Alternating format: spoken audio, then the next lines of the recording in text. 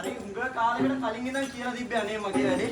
මගේ අක්කගේ වැඩේ ඇවිල්ලා කරලා දෙන්න කියලා. ඊට මාස 10කට කලින් කිව්වා. මාස 10කට කලින් කිව්වා හරියට. අන්තිමට මං ගාඩ ඇවිල්ලා ගියපාර. අනිවාර්යෙන්. ඉතින් මල්ලි ඇවිල්ලා මල්ලිගේ අපි සහෝදරයෝ ශිල්පීන් වශයෙන් ඇවිල්ලා ඉතින් ලස්සන කරලා දෙන්න කිව්වා. ඉතින් මේ විදිහට ආවා. නේද? ඉතින් මම ආරාධනා කරනවා මල්ලිටයි අපි සියලුම දෙනාට නේද? කාල වේලාව බොහොම සීමිත නිසා ලස්සන කවි ටිකක් කියලා නේද? උතුම් ආයු වරණය සැපේ බලේ ප්‍රඥාව කියනා වූ මේ පංච සම්පatti ගුණානුභාවයෙන් අන්න හරි. ඇත්නම් නවග්‍රහ නවදෙනා වහන්සේලාගේ සියලුම අපලෝපද්‍රව්‍ය දුරලා යන්න කියලා. අන්න ලස්සන කවියක් කියලා නේද? කියලා නේද? මේ වගේ ලස්සන මනමාලියක් මේ විදිහට ලස්සන වර්ණනාවක් නොකරම් බෑ කියලා. නොකරම් බෑ. අදුපාඩුවක් කියනවා නේද? මල්ලිටමයි කියන්න ඕනේ. මල්ලිට කියන්නේ අක්කයි වරනවා. අනිවාර්යෙන් අපි ඔක්කොම එකතුලා කියමු. අපි නන්දිට කියන අමතක වෙලා කියලා. ඔව් ඒක තමයි රටේ ඉඳන් ආවින්ද පොඩක් සිංහලට අමතක වුණා. මේ ඉංග්‍රීසි අරබික් විතරක් පුළුවන්. ඉතින් මේවා මෙන්න මේ වගේ දුරගෙන කලට දුනු කෙයියා මලක් වගේ ළඟෙන් කලට ඉතියේ කල රුවක් වගේ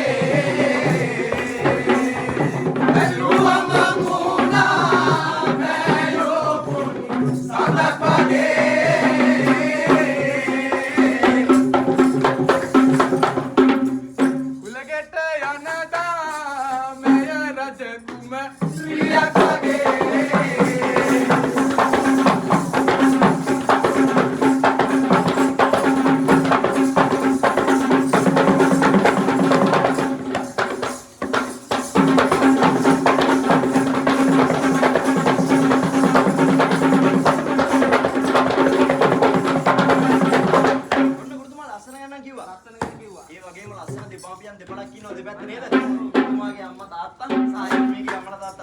ඉතින් ඒ වගේ උගත් බුද්ධිමත් ගුණවන්ත නානවන්ත ධනවන්ත සීලවන්ත නේද? අන්න හරි නේද? ඊනියක්සා ලස්සන පුතණුවෙක් හදන්න නේද? අන්න කොච්චර මානසික දරන්න ඇද්ද නේද? ඒ දෙපළට ලස්සන කවියක් අන්න කියලා කාල වේලා බොහොම සීමිත නිසා. අන්න නේද?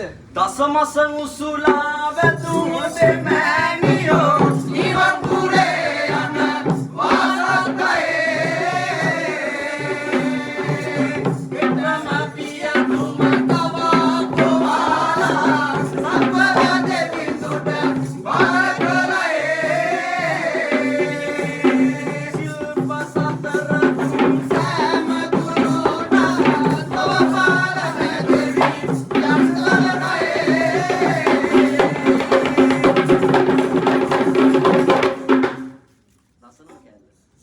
දහදුක් විඳලා වැදුව දෙමව්පියෝ මතු බුදු වෙනවා